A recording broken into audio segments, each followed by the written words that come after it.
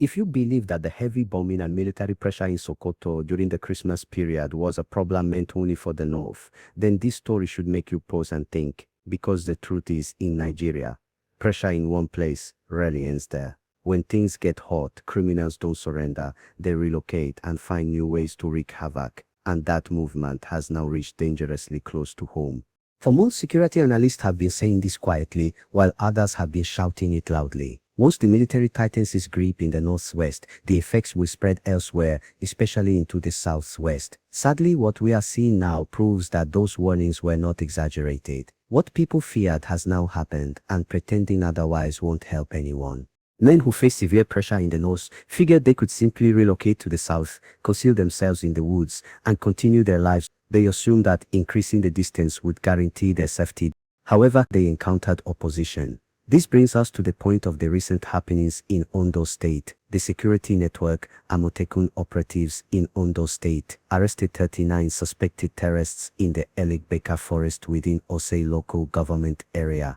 These men were later paraded in Akure together with other suspects arrested across the state. However, let us be clear that these were not just any criminals snatched from the streets at random. Chief Adetunji Adeleye, the Amotekun commander, revealed that these 39 men were neither from Ondo nor the southwest in general. When questioned, they even voluntarily admitted that they fled from Sokoto state due to heavy military pressure. According to them, the impact of the latest airstrikes and ground raids on their activities forced them to relocate, and this is the point that concerns us. They decided to use the Elegbeka axis, an area that most Ondo residents are familiar with as being unsafe.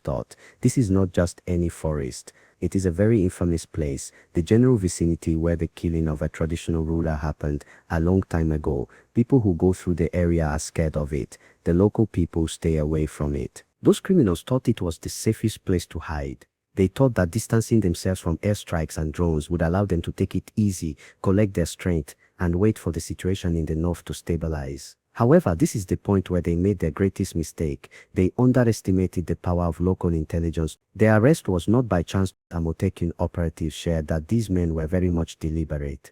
They had everything from vehicles, motorcycles, and trucks to all the necessary gear. To avoid attracting any attention, they parked the vehicles far from the camp. Then they proceeded on foot into the forest and set up there, thinking that they were invisible. But many people are not aware that Amotekun has a permanent base in that forest. The place is always under surveillance. Therefore, when the operatives moved in, they found the criminals right there asleep, hiding. Obviously, they were anticipating the North's unrest to subside. The most disturbing part of the story was the point at which they were being questioned. In fact, the suspects did not disprove any allegations. Just to be clear, they acknowledged that they escaped Sokoto because the military pursuit was too intense. Since it was no longer safe to stay there, they thought it best to move to the woods in Ondo State. This, in my opinion, is a definite confirmation of what Nigerians have to confront. On one hand, military operations are effective only halfway. These groups can be dispersed. However, if there is no adequate follow-up, they are not destroyed, and thus they go on to infest other areas, and that is the real danger that no one likes to talk about loudly. If in just one forest in Ondo State, 39 suspects were found, we definitely need to ask those uncomfortable questions. How many more might have quietly gone into forests in Ekiti, Osun, Ogun, and even further without anyone noticing? The Amotekun commander also confirmed that cooperation between the southwest states is going on. Some suspects were traced across state lines and brought back, and this is what matters. The distance from Sokoto to Ondo is not close. These people crossed several states. It shows that this was not random movement. It was a deliberate relocation. This operation brings to my attention something that I personally strongly believe, that local security matters. Amotekun knows the place. They are familiar with the forests, the footpaths, the people, and the patterns.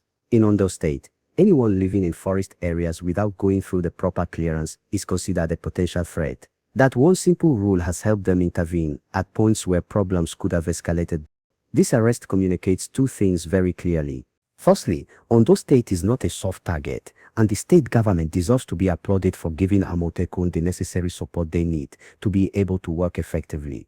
Second, and even more importantly, this message serves as a warning. Criminal groups are actively seeking for new lands to conquer, new paths to take, and new chances to exploit.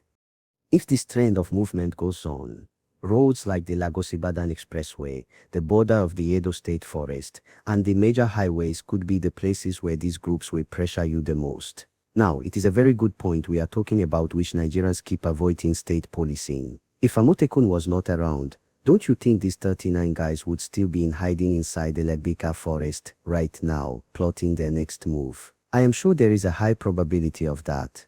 The federal forces lack enough personnel and local knowledge to be in every forest in Nigeria. The statement made by the arrested person is one of the strongest arguments for the empowerment of states with enough security measures and equipment. So, I will not beat around the bush. Do you think that the security situation is under control because Amotekun patrols these forests regularly, or are you afraid that the insecurity from the north will eventually take over the south? What do you think is the actual way out? Stricter border checks, more roadblocks, or a stronger local security network? Leave your comments down below. This conversation is important. Nigeria welcomes a new year with a glaring reality. Insecurity is not confined to a single region anymore. It is a virus that travels. A situation that begins in the north can be found in any other place.